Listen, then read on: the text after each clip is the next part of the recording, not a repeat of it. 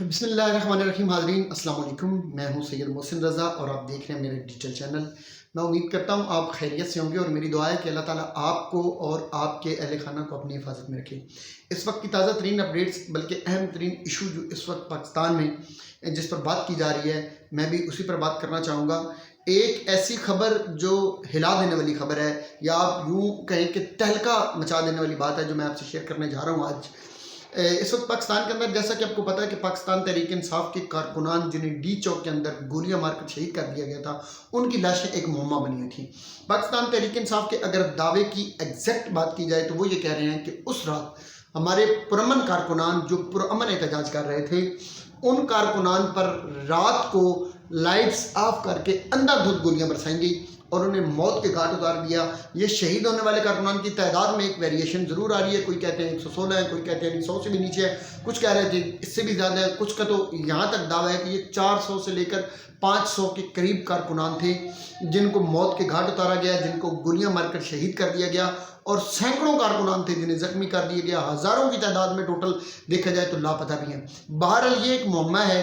اب دوسری طرف حکومت کا ایک اپنا دعویٰ تھا. حکومت کہتی تھی کہ کوئی گولی نہیں چلائی گئی, کسی شخص پر کوئی گولی نہیں چلی, شیلنگ کی گئی ہے اور اس شیلنگ کے نتیجے میں کچھ لوگ زخمی ضرور ہوئے ہوں گے. کوئی شخص جو ہے وہ شہید نہیں ہوا, بلکہ الٹیمیٹلی ان کا ایک اپنا بھی دعویٰ تھا. وہ یہ کہہ رہے تھے کہ الٹا احتجاج کرنے والے جو لوگ تھے ان کی وجہ سے 4 اہلکار جو بیسیکلی رینجر اہلکار تھے ان کو ایک شخص نے اپنی گاڑی کے نیچے کچل کر شہید کر دیا گیا. اب یہاں دو چیزیں الگ الگ ہو جاتی تھیں. حکومت کا دعویٰ اپنا تھا کہ ہمارے لوگوں کو شہید کر دیا گیا ہے, پاکستان تحریک انصاف کا دعویٰ تھا کہ ہمارے لوگوں کو شہید کر دیا گیا ہے. دوسری طرف میں نے ایک پیچھے بھی ویڈیو بنائی تھی, میں یہ کہہ رہا تھا کہ اس میں حکومت کسی بھی طرح کی تحقیقات کرنے کی اجازت نہیں دے رہی تھی. اجازت ان دا سینس کہ وہ کرنے نہیں دے رہی تھی, ان میں رکاوٹیں ڈال رہی تھی اور رکاوٹیں بن رہی تھی. پاکستان تحریک انصاف سے جب پوچھا جاتا تھا کہ آپ کے کارکنان کہاں ہیں تو وہ یہ کہتے تھے کہ ہمارے کارکنان جیسے ہی جب انہوں نے شیلنگ کی, جب کارکنان کو شہید کیا گیا تو ہمارے کارکنان وہاں تو اپنی گاڑیاں بھی چھوڑ کر نکل گئے تھے. وہ جب ڈی چوک سے بھاگ گئے, ڈی چوک سے جب وہ ڈسپرس ہو گئے تو اس وقت حکومت نے کیا کیا کہ انہوں نے ہمارے ان کارکنان کو جن کو شہید کر دیا گیا تھا یا جن کو زخمی کر دیا گیا تھا ان کے شہداء کو ان کی لاشیں اٹھا لی گئیں اور اٹھا کر ایک کنٹینر میں ڈالا گیا. اب یہ آگے اس پہ مختلف سٹوریز بنی تھی, اس میں پتہ نہیں کتنی حقیقت ہے جس کو بہرحال میں اس پر بات نہیں کرتا, لیکن میں یہ کہتا ہوں کہ یہ کنٹینر میں ڈالنے والی بات پر بہرحال اس وقت تک بلیو نہیں کیا جا سکتا کیونکہ اس کی کوئی بھی پختہ یا کوئی سالڈ اس کی رپورٹ نہیں ہے. لیکن وہ یہ کہتے ہیں کہ ہمارے جو شہداء تھے ان کو کسی کنٹینر میں ڈال کر ان کی لاشوں کو غائب کر دیا گیا, سرد خانے میں رکھا گیا یا کہیں بھی غائب کر دیا گیا. دوسری بات یہ کرتے تھے کہ ہمارے جو لوگ زخمی تھے ان کو اریسٹ کیا گیا ہے, ان کا ٹریٹمنٹ اب چل رہا ہے یا نہیں چل رہا ہے یہ الگ بات ہے, اور بہت سے کارکنان ویسے بھی تھے جو اس بھگدڑ میں بھاگ رہے تھے ان کو بھی اریسٹ کر لیا گیا ہے جو ابھی تک لاپتہ ہے. اب حکومت کہتی تھی کہ اگر آپ کے کارکنان شہید ہوئے ہیں تو پھر آپ ایسا کیوں نہیں کرتے, آپ ان کے نماز جنازہ پڑھائے ہوں گے, آپ کے گھروں کو وہ لاشیں گئی ہوں گی, ان کے گھروں سے آپ تصویریں لیں, آپ فوٹیجز لیں, آپ جنازوں کی تصویریں لیں اور وہ سارے کے سارے پروف آپ جمع کریں. جو لوگ آپ کے شہید ہوئے ہیں ان کی لاشیں لے آئیں, سامنے رکھیں تاکہ ہمیں بھی پتہ چلے کہ آپ کے یہ کارکنان شہید ہوئے. تو جب شہید ہوئے ہی کوئی نہیں تو یہ آپ کہاں سے لاشوں کا ڈنڈورا پیٹ رہے ہیں. اس میں ایک سٹیٹمنٹ جو عطا تارڑ صاحب نے دی تھی وہ انتہائی مطلب ہے بیہودہ قسم کی سٹیٹمنٹ. ویسے تو ان کی بات جب وہ کرتے ہیں تو ویسے بھی غصہ ہی آتا ہے, مطلب کوئی ایسا شخص ہو نہیں سکتا. مجھے تو وہ کنٹینر والی بات پہ عجیب لگ رہا ہے کہ وہ یہ کہہ رہے تھے کہ کنٹینر کے اوپر جو شخص نماز پڑھ رہا تھا وہ بیسیکلی نماز نہیں پڑھ رہا تھا بلکہ وہ ٹک ٹاک بنا رہا تھا. اب یہ دیکھیں مطلب کتنی فرسودہ قسم کی بات ہے اور کتنی بیہودہ قسم کی بات ہے. میں ایک چیز اس میں لازمی یہ بات کروں گا کہ پہلی بات تو یہ ہے کہ اب اس کا چونکہ بیک گراؤنڈ میرے پاس نہیں ہے کہ اس وقت جب وہ شخص کنٹینر پہ نماز پڑھ رہا تھا تو اور بھی لوگ وہاں پر موجود تھے یا وہ اکیلا ہی تھا, کیونکہ جو ویڈیو آئی ہے اس میں تو بہرحال وہ اکیلا ہی نظر آ رہا تھا. تو ایک شخص اکیلا جا کر کنٹینر پہ نماز پڑھ رہا ہے تو مجھے اس پہ بھی تھوڑی سی حیرت ہے کہ پہلی بات تو یہ ہے کہ وہ سجدہ کر رہا ہے, دعا کر رہا ہے, نماز کر رہا ہے, وہ اللہ کے حضور جھک رہا ہے. وہ کنٹینر پہ بیٹھ کے کرے کہیں پہ بھی کرے یہ اس نے اللہ کی رضا کے لیے کرنا ہے. اس کے اوپر ایکشن لینے والوں کو شرم آنی چاہیے تھی, خدا کا خوف کرنا چاہیے تھا. وہ جس جگہ پہ بھی تھا جو سوچ کے بھی کر رہا تھا, وہ دکھاوا کر رہا تھا, جو بھی کر رہا تھا, بہرحال وہ اللہ کے دربار میں جھکا ہوا تھا, اللہ کے حضور پیش ہوا تھا. تو اس طرح ظلم کرنا, بربریت کرنا, دھکے دے کر اس کی نماز توڑوا کر اسے نیچے پھینک دینا, یہ بربریت کی انتہا ہے. اور دوسری طرف اگر دیکھا جائے تو نماز پڑھنے کی جگہ کنٹینر بھی نہیں ہے. نماز کہیں مسجد میں بھی پڑھی جا سکتی تھی, کسی اور جگہ پہ بھی پڑھی جا سکتی تھی. تو یہ بھی نہیں ہونا چاہیے تھا. دونوں طرف سے چیزیں جو ہوئی غلط ہوئی. لیکن اس پہ اگر یہ کہا جائے کہ چونکہ اس نے کنٹینر پہ نماز پڑھ رہا تھا تو گرا دیا, یا کنٹینر پہ بیٹھا تھا تو گرا دیا, تو یہ انتہائی غلط بات ہے. کنٹینر پر پڑے یا جہاں بھی پڑے, آپ نے اللہ کے حضور جھکنے والے شخص پر حملہ کر دیا اور اس پر اپنے تشدد کر کے اسے نیچے پھینک دیا. اس میں آپ خدا کے بھی مجرم ہیں, انسانیت کے بھی مجرم ہیں, اور انشاءاللہ اس کا آپ کو جزا اور سزا بھی اس کی آپ کو ملے گی.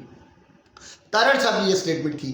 اور دوسری بات پر تارڑ صاحب نے لاشوں کے حوالے سے اتنی گھٹیا اتنی بیہودہ باتیں وہ کر رہے ہیں. وہ کبھی کہتے ہیں کہ جی انہوں نے اپنے لوگوں کو خود ہی مار دیا ہے, کبھی کہتے ہیں کہ یہ جو ان کے آلریڈی فوت ہو گئے ہوئے ہیں لوگ, ان کی تصویر اور ویڈیوز بنا کر یہ پیش کر رہے ہیں. کوئی کہتے ہیں کہ کوئی لاش ہے ہی نہیں, کوئی تصویر ہی نہیں ہے کسی قسم کا کوئی ہے.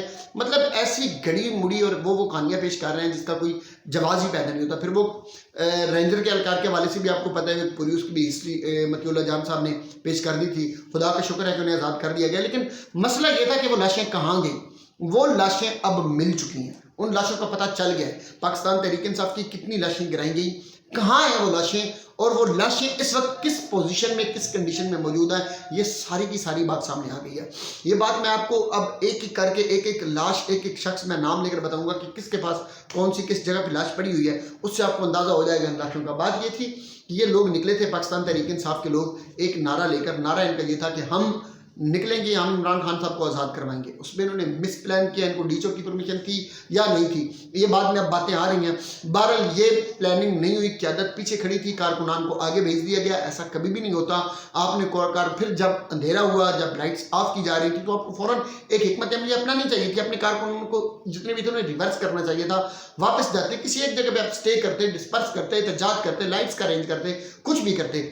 یہ آپ نے نہیں کیا. اس کے بعد کارکنان پر گولیاں چلائی گئی, کارکنان کو شہید کر دیا گیا, اور ان شہداء کی آپ لوگ FIR تک آپ لوگوں نے نہیں کروائی تھی, ان کی کوئی رپورٹ نہیں کروائی, ان کے لیے کوئی احتجاج نہیں کیا. آپ کی قیادت اپنی پریس کانفرنسز کر کے اپنی صفائیاں پیش کرتی رہی. میں گنڈا پور صاحب مانسیرہ سے نکلا ہے, بشرا بی بی کے بارے میں بھی اب نئی نئی رپورٹس آ رہی ہیں. بہرحال میں ان پر ابھی بات نہیں کرتا, میں تو لاشوں پر بات کروں گا کہ وہ لاشیں کہاں ہیں.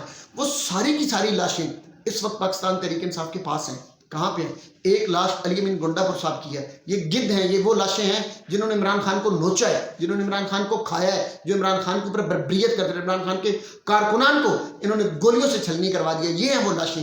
اصل میں پاکستان تحریک انصاف کی قیادت, یہ ہیں وہ لاشیں. یہ کچھ لاشیں KPK میں پڑی ہیں, کچھ لاشیں پنجاب میں ہیں, کچھ لاشیں ابھی بھی منظر عام سے غائب ہیں. یہ سیاسی لاشیں ہیں, یہ بیسیکلی سیاسی گدھ ہیں. یہ عوام کو, ورکرز کو, پاکستان تحریک انصاف کے کارکنان کو, ان لوگوں نے اپنی سیاست کو قائم رکھنے کے لیے, اپنی سیاست کو بچانے کے لیے, اپنی سیاست کو آگے چلانے کے لیے چارے کے طور پر استعمال کیا.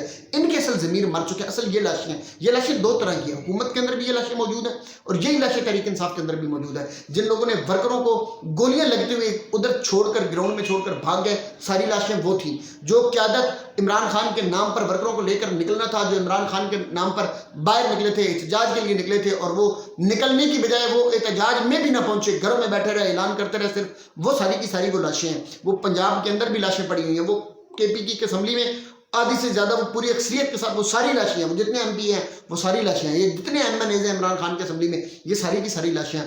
ادھر بھی لاشیں پڑی ہوئی ہیں. حکومت کے پاس بھی ایک لاش, سب سے بڑی لاش, چلتی پھرتی لاش جو ہے وہ محسن نقوی صاحب کی لاش ہے. اس کے بعد عطا تارڑ صاحب کی لاش ہے, مریم اورنگزیب صاحبہ کی لاش ہے, وزیر اعظم خود بہت بڑی لاش ہے. یہ ساری لاشیں ہیں اس قوم کی, جو انہوں نے کسی کوئی دستور ساز اسمبلی کے اندر کچھ لاشیں پڑی ہوئی ہیں, یعنی کہ نیشنل اسمبلی کے اندر کچھ لاشیں پڑی ہوئی ہیں, کچھ KPK کے اسمبلی کے اندر لاشیں پڑی ہوئی ہیں, کچھ صوبائی اسمبلی میں پنجاب کے اندر کچھ لاشیں پڑی ہوئی ہیں, کچھ بلوچستان کی اسمبلی میں لاشیں ہیں, کچھ سندھ کی اسمبلی میں لاشیں پڑی ہوئی ہیں. یہ ساری اس قوم کی لاشیں ہیں, اور یہ ساری لاشیں جو ہیں یہ لاشیں اس قوم کے اندر سے خون نچوڑ کر یہ ایک جگہ پر پڑی ہیں, اور کھا پی رہی ہیں, اور رج پج رہی ہیں, اور اس قوم کو ذلیل کیے جا رہی ہیں. یہ 77 سالوں کی یہ لاشیں ہیں. بیوروکریسی میں یہ لاشیں پڑی ہوئی ہیں, اسٹیبلشمنٹ میں یہ لاشیں پڑی ہوئی ہیں, ہر ادارے کے اندر یہ لاشیں پڑی ہوئی ہیں.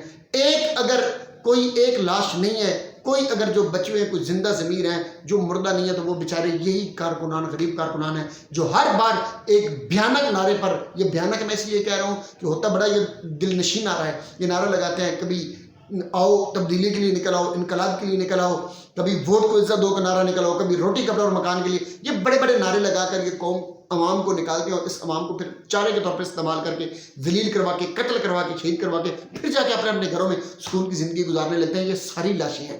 ان لاشوں کو سب سے پہلے قوم کو نشاندہی کرنی چاہیے, عوام کو نشاندہی کرنی چاہیے. ان لاشوں کو جب تک آپ اٹھا کر قبروں میں دفن نہیں کرو گے, تب تک یہ لاشیں آپ کو ذلیل کرتی رہیں گی، آپ کو قتل کرواتی رہیں گی، آپ کے بچوں کو کھاتی رہیں گی، آپ کسی کے نوالے چھین کے کھاتی رہیں گی۔ دعاؤں میں یاد رکھیے گا۔ اللہ تعالیٰ میرا، آپ کا، ہم سب کا حامی ناصر ہو۔ والسلام۔